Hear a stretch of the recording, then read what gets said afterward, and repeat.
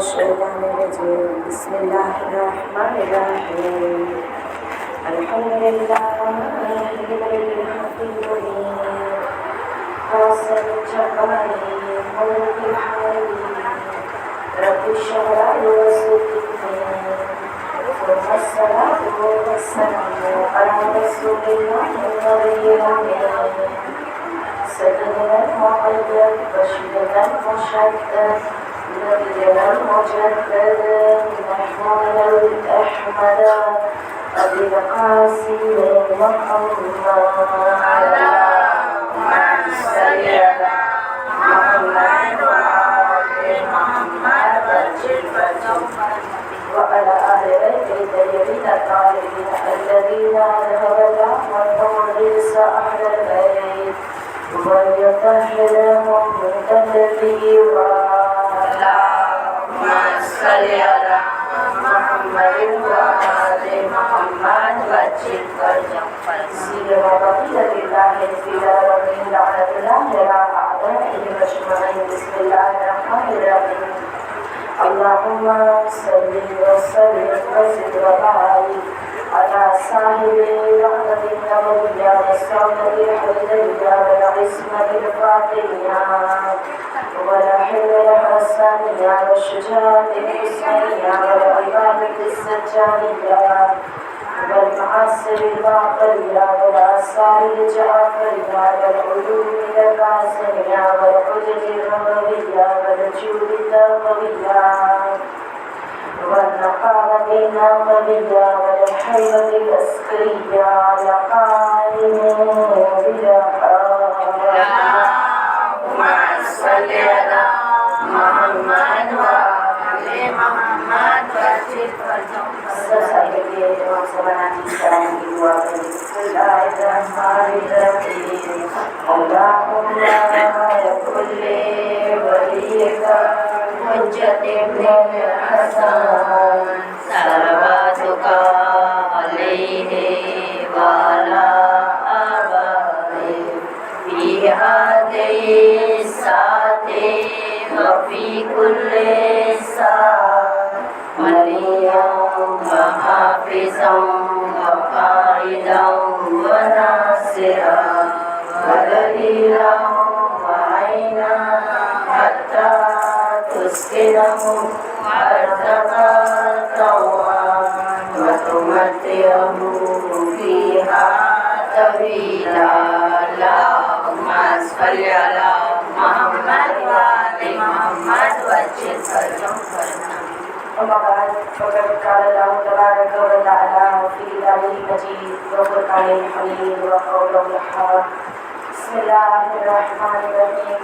قل إن كنتم تحبون الله فاتبعوني يحببكم الله ويغفر لكم ذنوبكم والله غفور رحيم فقد قال قل لا أسألكم عليه أجرا إلا المودة في القربى حاضرین مجلس السلام علیکم ورحمۃ اللہ وبرکاتہ. وعلیکم السلام ورحمۃ اللہ وبرکاتہ. میرے عزیز مہمان قرآن مجید کی دو آیتوں کو میں نے سرائے کلام کے طور پہ تلاوت کرنے کا شرف حاصل کیا ہے. سورہ آل عمران کی آیت نمبر 31 اور سورہ شورا کی آیت نمبر 23. پروردگار عالم سورہ آل عمران کی آیت نمبر 31 میں یہ ارشاد فرماتا ہے کہ قل ان کنتم تحبون اللہ فاتبعونی. میرے حبیب جو لوگ یہ کہتے ہیں کہ ہم پروردگار سے محبت کرتے ہیں تو ان سے کہہ دو فاتبعونی میرے حبیب وہ تیری اطاعت کرے. اگر وہ رسول کی اطاعت کرے گے تو خدا قرآن میں کہتا ہے کہ یحببکم اللہ خدا بھی اس سے محبت کرے گا ویغفر لکم ذنوبکم خدا عالم اس کے گناہوں کو بخش دے گا. میری عزیز ماں بہنیں جہاں پر رسول اللہ کی اطاعت خدا بند عالم نے ہم سے اور آپ سے مطالبہ کیا ہے وہیں پہ اللہ کے رسول سورہ شورا کی آیت نمبر 23 میں ارشاد فرماتے ہیں کہ قل لا اسألکم علیہ اجرا الا المودۃ فی القربى. اگر مجھے اجر رسالت دینا چاہتے ہو تو اجر رسالت کے طور پہ میری اہل بیت کی مودت کے علاوہ مجھے اور کچھ نہیں چاہیے۔ یہی اہل بیت کہ جس کی محبت اور جس کی مودت اجر رسالت کے طور پہ مانگی گئی، جو ہر مسلمان پر واجب ہے اجر رسالت کا ادا کرنا۔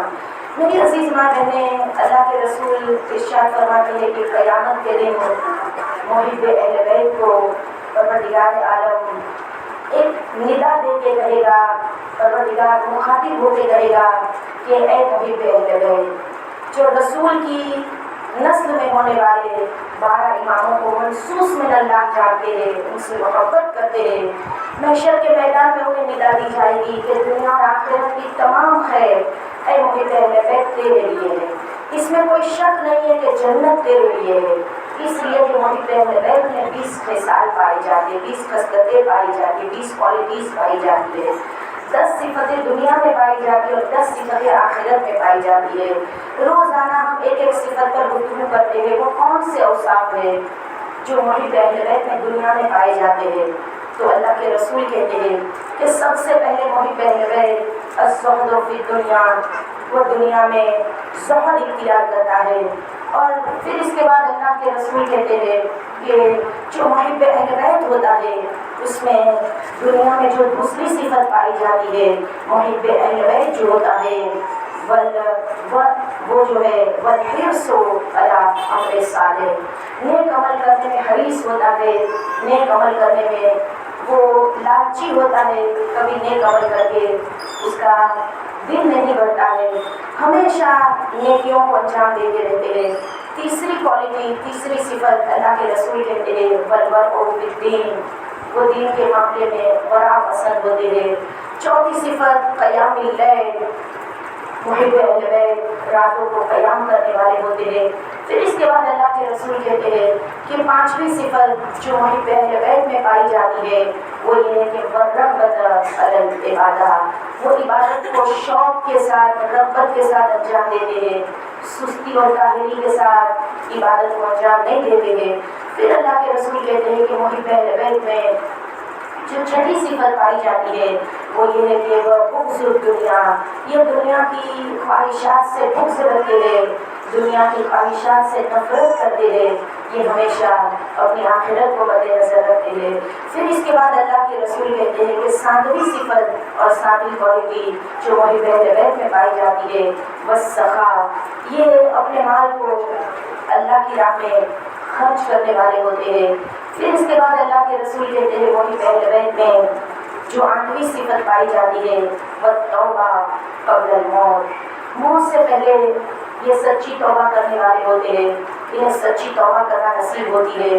اور عزیزو آئیے آج 9ویں کوالٹی اور 9ویں صفت جو محب اہل بیت میں پائی جاتی ہے وہ یہ ہے کہ محب اہل بیت دنیا میں کسی اور کے مال کی طرف رغبت نہیں کرتا ہے، دنیا میں کسی اور کے مال کی طرف نہیں دیکھتا ہے، اس کی پوری توجہ، پوری رغبت جو ہے صرف اور صرف یا اللہ سے ہوتی ہے یا اہل بیت سے ہوتی ہے۔ وہ دنیا میں کسی سے کوئی امید نہیں کرتے ہیں، ان کی امیدیں صرف اور صرف وابستہ ہوتی ہے اہل بیت سے یا پروردگار عالم سے۔ وہ دنیا میں چاہے کسی کے کچھ بھی کام آ جائے لیکن سامنے والے سے کوئی توقع نہیں رکھتے ہیں، ان کی تمام توقعات، ان کی تمام امیدیں صرف ذات پروردگار عالم سے یا اہل بیت سے وابستہ ہوتی ہے۔ اور میری عزیز مائیں ہیں، ایسے محب اہل بیت کی اگر داستان دیکھی جائے تو صرف ایک مثال دے کے میں اپنی گفتگو کو سمیٹنا چاہتی ہوں۔ سید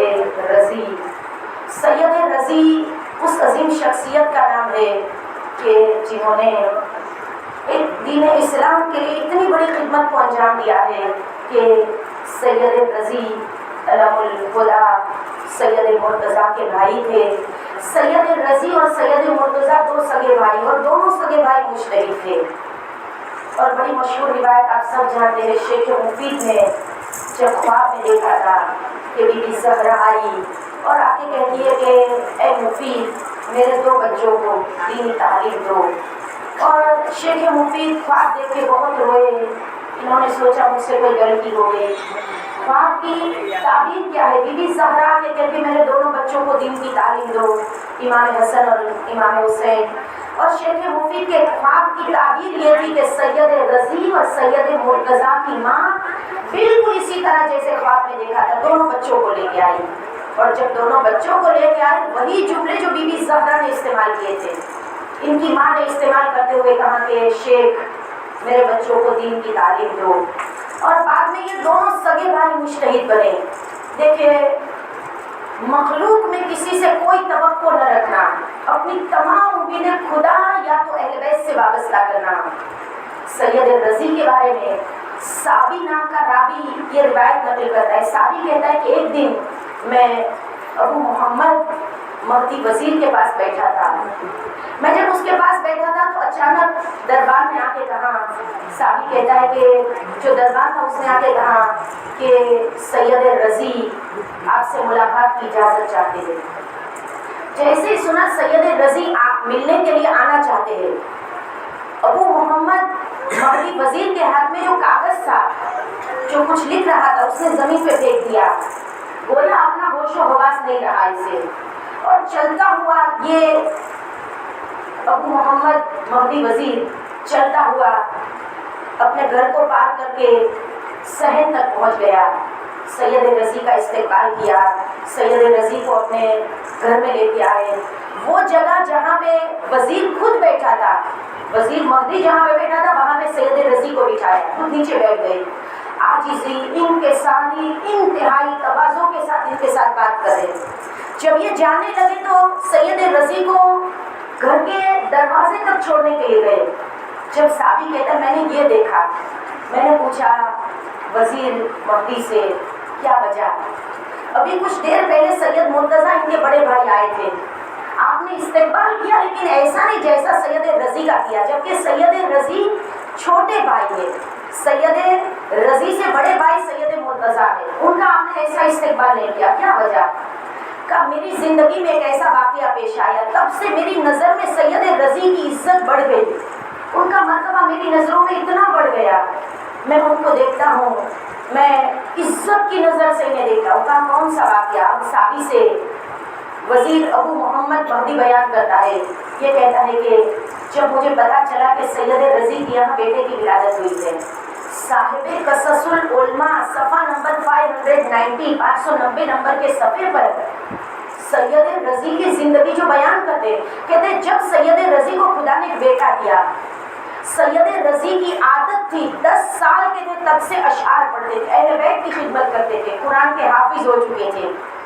جب کوئی انہیں تحفہ دیتا تھا، کوئی چیز گفٹ کرتا تھا، یہ کسی کی قبول نہیں کرتے تھے، کسی سے نہیں لیتے تھے. 10 سال کے سن سے ان کی تمام امیدیں یا خدا سے وابستہ تھی یا اہل بیت سے وابستہ تھی، کبھی کسی سے کوئی چیز قبول نہیں کرتے تھے. 10 سال کے سن سے ان کی عادت تھی. اب وزیر ابو محمد مہدی کہتا ہے جب ان کے گھر بیٹا پیدا ہوا مجھے پتا چلا، میں نے ایک تشت میں 1000 دینار بھر کے ان کے لیے تحفہ بھیجا. انہوں نے واپس کر دیا، کہا میں کسی کا تحفہ قبول نہیں کرتا. جب واپس کر دیا تو وزیر ابو محمد کہتا ہے میں نے کہا یہ آپ کا کوئی حق نہیں ہے، میں نے آپ کے بچے کے لیے دیا ہے، جو بچہ گھر میں پیدا ہوا ہے نا اس بچے کے لیے یہ 1000 دینار ہے. سید رضی نے کہا میرا بچہ بھی کسی سے کوئی چیز کو قبول نہیں کرتا، پھر واپس کر دیا. جب دوسری بار 1000 دینار واپس آئے تو اب سید رضی نے واپس کیا تو وزیر ابو محمد مہدی کہتا ہے کہ میں نے کہا یہ دائیوں کے لیے ہے جنہوں نے آپ کے بچے کی ولادت کے وقت مدد کی ہے، نہ بچے کے لیے نہ آپ کے لیے، یہ دایا کے لیے ہے. جب دایا کے لیے کہا تو سید رضی نے کہا کہ ہمارے گھر میں باہر سے کوئی دایا نہیں آتی، ہمارے گھر کی عورتیں ہی دایا کا کام انجام دیتی، انہیں بھی کوئی ضرورت نہیں ہے. تیسری مرتبہ واپس کیا. پھر وزیر مہدی کہتا ہے میں نے چوتھی مرتبہ 1000 دینار تشت میں غلام کے ساتھ بھیجے، کہا نہ آپ کے لیے نہ آپ کے بیٹے کے لیے نہ دایوں کے لیے، یہ طالب علم کے لیے ہے، وہ طلباء کے لیے ہے جو آپ کے پاس علم حاصل کرتے ہیں. سید رضی نے آنے والے سے کہا رک جا، تشت کو بیچ میں رکھ دیا. تمام طالب علم بیٹھے تھے جو سید رضی کے شاگرد تھے، کہا جو چاہتا ہے ضرورت ہے اس سے اٹھا لے. کسی نے بڑھ کے 1 دینار کو ہاتھ نہیں لگایا. ایک طالب علم تھا جس نے 1 دینار کو توڑ کے اس سے چھوٹا سا حصہ لیا اور واپس رکھ دیا. کسی نے کچھ نہیں لیا علاوہ ایک طالب علم نے.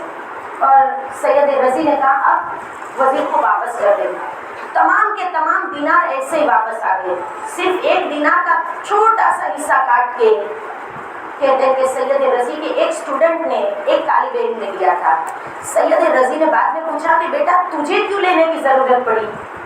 کہا اس لیے کہ کل رات مجھے پڑھائی کرنی تھی لیکن چراغ میں تیل نہیں تھا. جب چراغ میں تیل نہیں تھا تو میں نے چونکہ سید رضی نے جو طالب علم کے لیے جو حجرے تعمیر کرائے تھے اس حجروں کا ایک نگہبان ہوا کرتا تھا. جب طالب علموں کو ضرورت ہوتی تھی اسے کھول کے چیزیں دی جاتی تھی. کہا کہ کیونکہ کل رات مجھے چراغ کی ضرورت تھی تیل نہیں تھا. جن حجروں میں سامان رکھا جاتا ہے اس کی چابی جس شخص کے پاس تھی وہ موجود نہیں تھا. لہٰذا مجھے یہ دینار کا ایک چھوٹا سا حصہ قرض لینا پڑا اور اتنا تیل میں نے خریدا. اس لیے میں نے دینار سے چھوٹا سا حصہ کاٹ لیا تاکہ میں مقروض نہ رہوں، اس کا قرض ادا کر دوں. سید رضی نے جتنے اسٹوڈنٹ تھے جتنے شاگرد تھے ان کی تعداد کے برابر چابیاں بنا لی. اب رات کے کسی بھی پہر کسی کو ضرورت ہو حجرہ کھول کے تیل نکال سکتے ہیں، چیزوں کو نکال سکتے ہیں. شاگرد کو کوئی تکلیف نہ ہونے پائے. عزت نفس. محب اہل بیت ہمیشہ ایسے ہوتے ہیں. یہ اپنی امیدیں اور توقعات صرف خدا سے وابستہ کرتے یا اہل بیت سے وابستہ کرتے. اس لیے کہ اہل بیت سے وابستہ کرنا، اہل بیت باب اللہ ہے، اللہ تک پہنچنے کا دروازہ ہے. انہیں پروردگار عالم نے وہ مقام اور مرتبہ دیا ہے. اہل بیت میں چاہے آپ بڑے دیکھیں چاہے آپ چھوٹے دیکھیے، چاہے باب الحوائج علی اصغر کو دیکھیں چاہے اس گھرانے کی کوئی بڑی شخصیت کو دیکھیں. بڑی معتبر روایت ہے کہ باب الحوائج جناب علی اصغر ایسے حاجت پوری ہونے کا دروازہ ہے سن 6 مہینے کا، لیکن علی اصغر امام حسین کے وہ آخری نصرت کرنے والے ہیں کہ جن کے وسیلے سے اتنی جلدی بیماروں کو شفا ملتی ہے کہ اگر کوئی جناب علی اصغر کے نام ایک عریضہ لکھے، اے باب الحوائج جناب علی اصغر میں بیمار ہوں، آپ کو واسطہ آپ کی بہن سکینہ کا، آپ کو واسطہ آپ کی مادر گرامی کا، آپ کو واسطہ آپ کے والد کا، آپ کو واسطہ آپ کے بھائی علی اکبر کا. اور پھر اس کے بعد عریضے کو لکھ کے نیچے مہر لگا دے، اپنی سائن کر دے. یہ عریضہ جناب علی اصغر کی خدمت میں بھیج دے. کہتے ہیں کہ اتنی جلدی بیماروں کو شفا ملتی ہے، اتنی جلدی حاجتیں پوری ہوتی ہے. ہر حاجت کے لیے جناب علی اصغر کا توسل اتنا زیادہ مجرب ہے، اس لیے کہ یہ علی اصغر کوئی معمولی شخصیت نہیں ہے. جب امام کہتے ہیں کہ کربلا میں جتنے بھی شہید ہیں اس میں ایک شہید ایسا ہے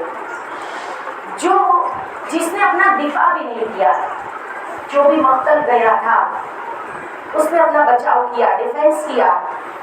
حتیٰ کہ ابو الفضل عباس ایک نیزہ لے کے گئے تھے، جب کوئی وار کرتا تھا تو وار کو روکتے تھے. ایک ہی شہید ایسا ہے جو مجاہد جہاد کے لیے گیا ہی نہیں ہے. علی اصغر کی پیاس کی کیفیت علماء لکھتے ہیں کہ تلذی کی کیفیت تھی.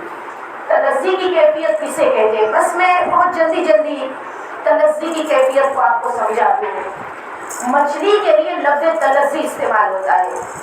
جب مچھلی کو پانی سے باہر نکالا جاتا ہے نا، پہلے تو تڑپتی ہے، اچھلتی ہے، کودتی ہے. ایک وقت آتا ہے اچھلنے کودنے کی طاقت ختم ہو جاتی ہے، پھر دائیں کروٹ لیتی ہے، پھر بائیں کروٹ لیتی ہے.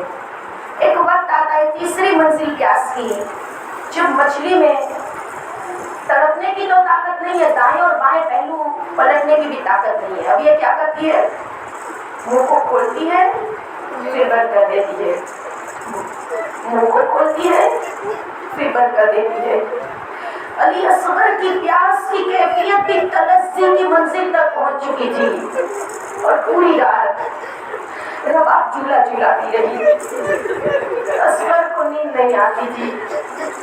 मैं कहूँ बीबी झूला झूला लीजिए, कल रात में झूला होगा न झूलने वाला होगा, फिर असगर की बहुत याद आएगी माँ को।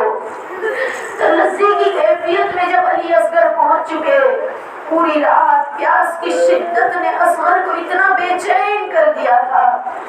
सुबह आशूर नमदार हुई। अजीजों, एक के बाद एक मौला का सिपाही मक्तल जाने लगा, अल्लाह से खेमे में आने लगे। ये आखिरी मुजाहिद था, ये आखिरी नुसरत करने वाला था मौला हुसैन के हाथों पर, जिसे इमाम जिहाद के लिए नहीं लेके गए थे। कहाँ रहा? लाओ असगर को पानी मिलाने के लिए लेके जाता हूँ। जब इमाम के हाथों पर अली असगर आए ना, अली असगर को लेके जब इमाम मक्तल की तरफ आगे बढ़े ना, अजीजों ऐसी गर्मी थी, जब इमाम ने गर्मी को महसूस किया ना, अपने अबा के दामन को अली असगर पे रख दिया। हाय इतनी शिद्दत की धूप है। ये 6 महीने का बच्चा जब मक्तल में लेके पहुंचे, इमाम ने कहा था अय्युहन्नास, ऐ लोगों, तुम में अगर कोई मुसलमान नहीं है तो कोई साहिब औलाद तो होगा ना, तुम में से कोई ऐसा तो होगा जिसकी गोदी में औलाद हो। मेरा बच्चा प्यास की शिद्दत से उस मकाम तक पहुंच चुका है कि इस बच्चे को पानी के चंद कतरे पिला दो। इमाम ने जब पानी का सवाल किया ना, फौजे अशकिया मुड़ मुड़ के रोने लगी। फिर आका हुसैन ने कहा, तुम सोचते हो पानी अगर तुम दो तो मैं खुद पी लूंगा, तो मैं बच्चे को जमीन पे लेटा देता हूँ, तुम खुद आके पानी पिला दो। अभी इमाम बात कर ही रहे थे कि उमर साद ने हुरमला की तरफ देखा, कहा इफ्तार कलाम हुसैन, हुरमला हुसैन को बात भी पूरी न कर देते, कितना गरीब हो गया है मेरा मौला। इसीलिए मेरा मौला का अब्दुल्लाह हुसैन कहते हैं, ऐ रोने वालों, काश तुम करबला में होते, तुम देखते मैं असगर के लिए कैसे सवाले आग करता। किसी ने एक कतरा भी पानी का असगर को न भी पाया।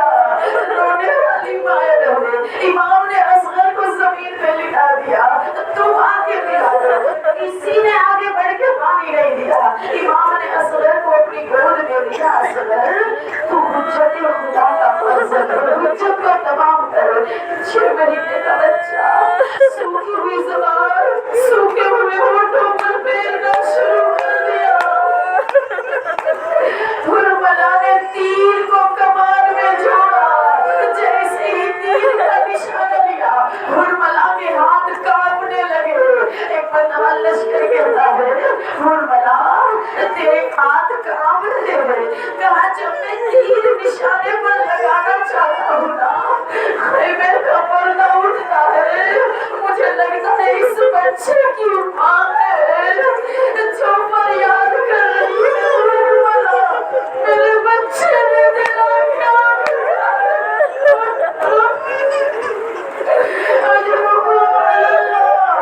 खुदा किसी का में न रुलाए। करबला की ये माँ है कि जिसने अली असगर को मौला के हाथों में ऐसे दिया था। मेरे लाल अली असगर, बाबा की नुसरत करना। रोने वाली माँ ने जैसे ही तीर अली असगर के गले पर, कैसा तीर था? सहशोभा तीर था, 3 शाखों वाला तीर था। अरब ने एक दूसरे से कसमें खाई थी, ऐसा भारी तीर वहशी घोड़ों को मारने के लिए इस्तेमाल होते थे। कसमें खाई थी अरबों ने आपस में, जंग में ये तीर इस्तेमाल नहीं करेंगे। इतना भारी और वज़नी तीर। हुरमला तेरी शाख में कोई छोटा तीर नहीं था, तेरी तरकश में कोई छोटा तीर नहीं था, 3 बड़ा तीर। अब जो निशाना लिया, मिनल उज़न इलल उज़न, एक कान से दूसरे कान की तरफ असगर मुनक़लिब हो गए हुसैन के हाथों पर। इमाम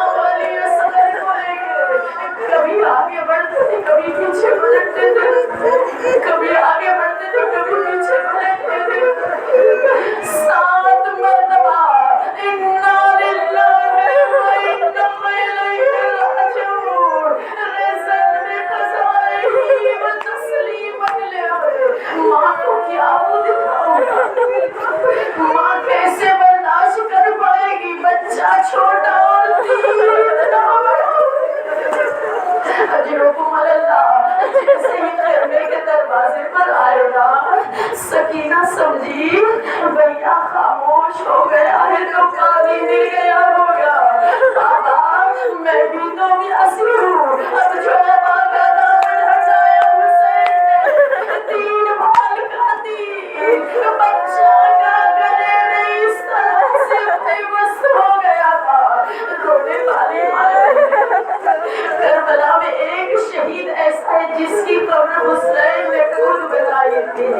11 محرم کی صبح جب سروں کی گنتی ہونے لگی عمر سال سے شہید نے کہا اس بچے کا سر نظر نہیں آتا جسے حسین اپنی گود میں لے کر آئے تھے. ہاں مجھے اشکیاں میدان کربلا میں بکھر گئی. نیزوں کو زمین میں گاڑنے لگی. رباب کے دل کی کیا کیفیت رباب کے دل پر کیا گزری ہوگی جب جلے ہوئے خیموں کی پشت کی طرف ایک لہیب گیا. نیزہ زمین میں گاڑا تو خالی تھا. جب زمین سے نکلا تو علی اصغر کا بدن تھا. سر کو کاٹ کے نیزے پر رکھ دیا. ماں نے اس منظر کو بھی دیکھا. تم کو اصغر کا خبر ستم شاہ کتنی دیر روئے تم کو دفنانے کے بعد. تم کو اصغر کیا خبر تھی ستم کھانے کے بعد. ماں بھی مر جاتی ہے بچے سے بچھڑ جاتے.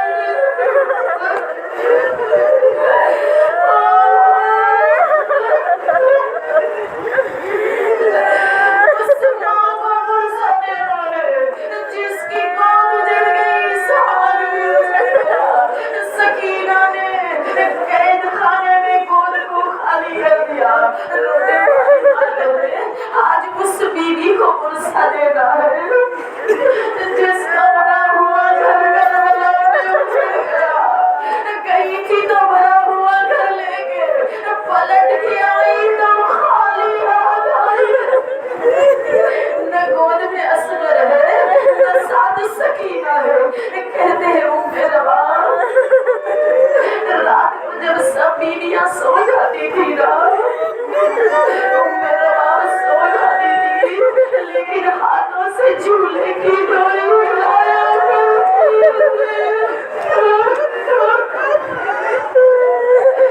تصور میں ابھی اصغر زندہ ہے.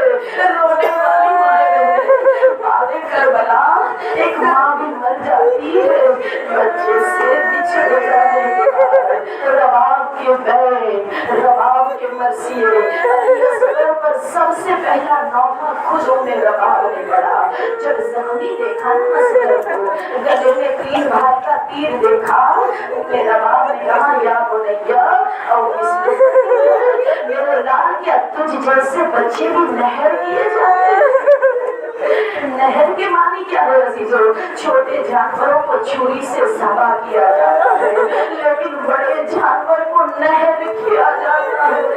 3 بار کا تیر 6 مہینے کا معصوم گلا حسین کے ہاتھوں سے اصغر الٹ کے رہ گئے.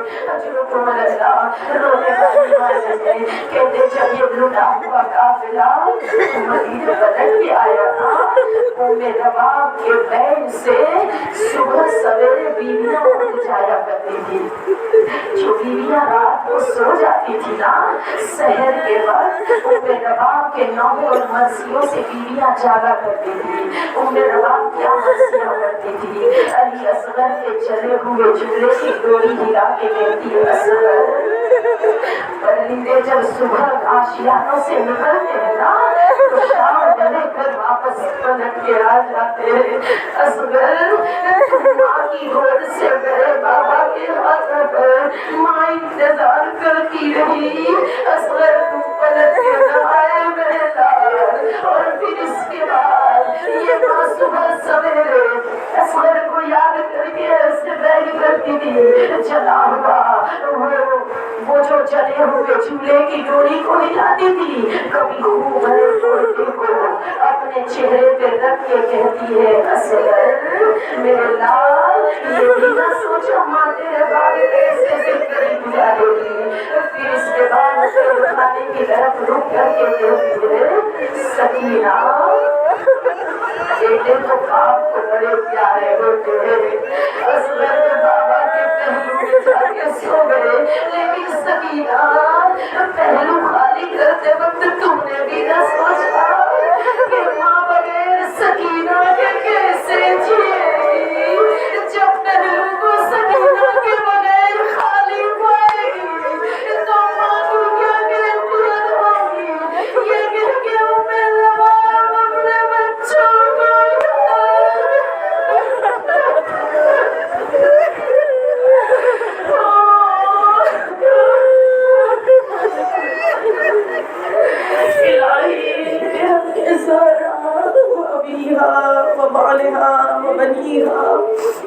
وسر المستودع فيها بعدد ما أحاط به علمك۔ پروردگارا محمد اور آل محمد کے صدقے میں کربلا کے تمام مظالم کا انتقام لینے، خصوصاً ٹوٹی ہوئی جنت البقیع کو بقرے میں تبدیل کرتے اپنی آخری حجت کے ظہور میں تعجیل فرما۔ معبود تجھے واسطہ اس ماں کا جو کربلا میں بھی تڑپی، جو شام کے قید خانے میں بھی تڑپی ہے، جب کربلا سے چلی ہے اپنی ایک امانت کربلا کو سونپ کے چلی ہے زمین کربلا، میری امانت سے خبردار رہنا، میرا اصغر کبھی ماں سے بچھڑ کے نہیں سویا ہے، اے زمین کربلا اصغر کو جھولا جھولانا، اصغر کو لوریاں سنانا۔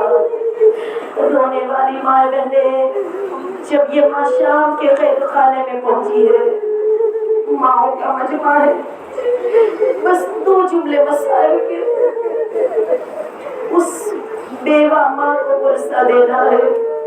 عزیزوں، خدا نہ کرے کوئی عورت جوانی میں بیوہ ہو جائے، اپنی بچی ہوئی زندگی اولاد کے سہارے پورا کر لیتی ہے۔ رباب کا کربلا میں سہاگ اجڑ گیا، اصغر نے گود خالی کر دی، شاید بیوی نے سوچا وہ سکینہ کے سہارے بچی ہوئی زندگی پورا کر لوں گی، لیکن سکینہ نے شام کا قید خانہ بسایا۔ اب رباب مدینے جا کے کیا کرے؟ جب بس عزیز آخری چند جملے، جب بہت اصرار کیا جناب زینب نے چلیے بھابھی کربلا پھر مدینہ جائیں گے، رباب نے کہا شام کی عورتوں پہلے وعدہ کرو، پہلے وعدہ کرو میری سکینہ کا چہلو تم بناؤ گی، میری بچی کو تنہا نہ چھوڑنا۔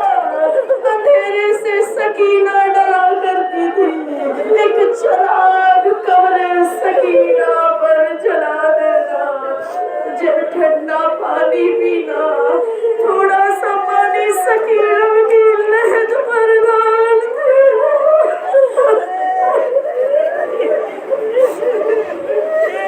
معبود بہتے ہوئے آنسوں کے صدقے میں جب ایمان کا ظہور ہو، ایمان کی خدمت و نصرت میں نصیب فرما۔ محمد اور آل محمد کے صدقے میں معبود تمام مرحومین کی مغفرت فرما، انہیں جلال معصومین میں جگہ عنایت فرما۔ ربنا تقبل منا انک انت السمیع العلیم۔